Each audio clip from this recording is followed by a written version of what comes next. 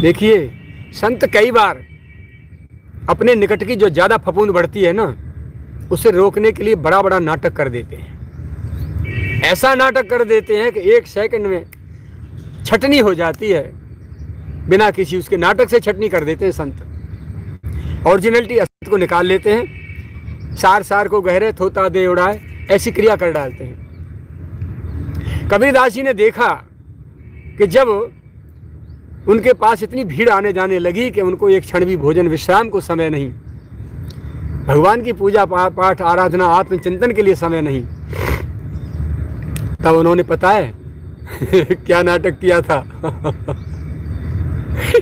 बुढ़ापे में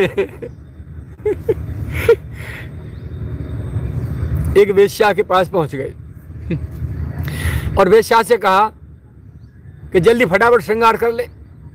वेश्या बोली, आज संत कबीर मेरे द्वार पे? बोले जल्दी कर, जल्दी, मेरी सेवा करना चाहती है ना, फटाफट श्रृंगार कर चकाचक। वो तो प्राय श्रृंगार में रहती, थोड़ी निकात कमी रही, वो पूरी कर ली। बोले आजा फटाफट, अब तुझे एक काम करना है, मेरे कंधे पे हाथ धर के मैं तेरे कंधे पे हाथ धरूं, एक दूसरे के कंधे पे हाथ धर के पूरे शहर में होकर निकल जाना है। वेश्या बोली, बाबा क्यों मरवाने डोल रहे हो, जनता ईंट पत्थरों से मार डालेगी तुमको और मेरे को, तुझे इससे क्या लेन देन, मेरी सेवा करना चाहती है ना, हाँ, मार डाले तो मर जाएंगे यार, मेरे साथ मरने की तरह कल्याणी तो होगा, चला जा।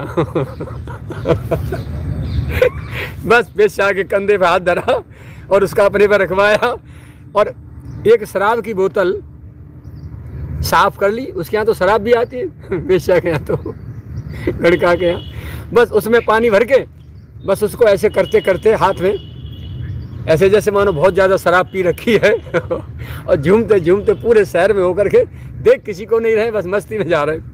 अब लोग गाली देने लगे, देखो यह कबीरा है, देखो हमारी सास के या लुच्चा है, या दुनिया संत मान है, देखो तो है, भीतर कछू और बाहर कछू, ये कायरो देखो, है ना, कोई पीछे तो कछुई फेंक रहो, कोई पत्थर फेंक रहो, कोई झाड़ू मारो, कोई डंडा मार रहो, कोई दही दही दे, आए तेरी दे गारी। और वो झूमते झूमते बोतल को लेकर के पूरे उसमें शहर में घूम के वेश्या को पहुंचाया, उसको प्रणाम किया, बेटा धन्यवाद तुम्हारा, आज तुमने मेरा बहुत बड़ा कार्य किया है, इसके लिए मैं आपको बहुत बहुत बधाई देता हूँ, आशीर्वाद देता हूँ कि आपकी मनोवृत्ति अब विकारों से हट करके भगवान के भजन में लग जाए। उस दिन के बाद वेश्या ने किसी पर पुरुष का स्पर्श नहीं किया, वो साधना में लग गई। आज संत ने मुझे छू लिया, आज संत ने अपना आलिंगन मुझे दिया, इससे बड़ा सौभाग्य मेरा क्या होता है। सारे पाप कटे या न कटे, लेकिन आगे मैं पाप नहीं करूँगी, वो छोड़ दिए। वो भजन साधना में लग गई, उसका सुधार किया। इधर में जो फफूंदी इनके पास जो भीड़ आ रही थी, सब छटकी भाग गए। सब जिनकी दृष्टि बहिर्मुखी थी वो सारे के सारे लोग छोड़ करके भाग गए। 2 4 6 जो बहुत ज़्यादा अंतर्मुखी थे, अंतरंग थे, जो जानते थे इस नाटक को कि संत कुछ भी नाटक कर सकते हैं, इनके ऊपर कुछ फर्क नहीं पड़ता, बस वही टिके रह गए। अब बैठे तो उन्होंने हमारे जैसे जो थे पास में रहने वाले 4 6, उन्होंने कहा बाबा आज क्या लीला की है, इसकी क्या जरूरत थी। बोले जरूरत कैसे नहीं थी, अब इनमें तो कोई सारो नहीं आवे, मुँह छोरी दे दे, मुँह छोरा दे दे, मैं टीबी ठीक कर दे, कैंसर ठीक कर दे, जाए कर दे, वाह कर दे, एक नहीं आवे अब संसारी। जो गाहक है मेरे ठाकुर के प्रियतम के वही आएंगे, जो साधक है वही आएंगे गिने चुने। तो मैं भी भजन करूंगा और वो भी भजन करेंगे, मेरी भजन साधना में अब बाधा नहीं होगी। लगा दिया सर्फ साबुन। क्या कहेंगे आप इसको, क्या कबीरदास जी पतित हो गए ऐसा कहेंगे? महापुरुष कब आपकी परीक्षा किस रूप से ले जाएंगे, किस क्रिया से ले जाएंगे, ये आपकी बुद्धि में आने वाली बात नहीं है, आपकी समझ में आने वाली बात नहीं है, आपके सिर से ऊपर निकलने वाली बात होगी। उनको विकार छूते नहीं, जिनका चिंतन करने मात्र से लोगों के अंतःकरण के विकार दूर हो जाते हो, भला वो विकारी कैसे हो सकते हैं। जब आप अपना कमाई का धन इकट्ठा कर करके कंजूसी से बचा बचा के रखते हैं, उसको खर्च नहीं करते, चाहे घर वाले मर जाओ, तो क्या संत अपने जीवन भर की पूंजी को आपके विकारों में खर्च करेंगे? तो केवल आपकी परीक्षा है, आपके भीतर कितना विकार है।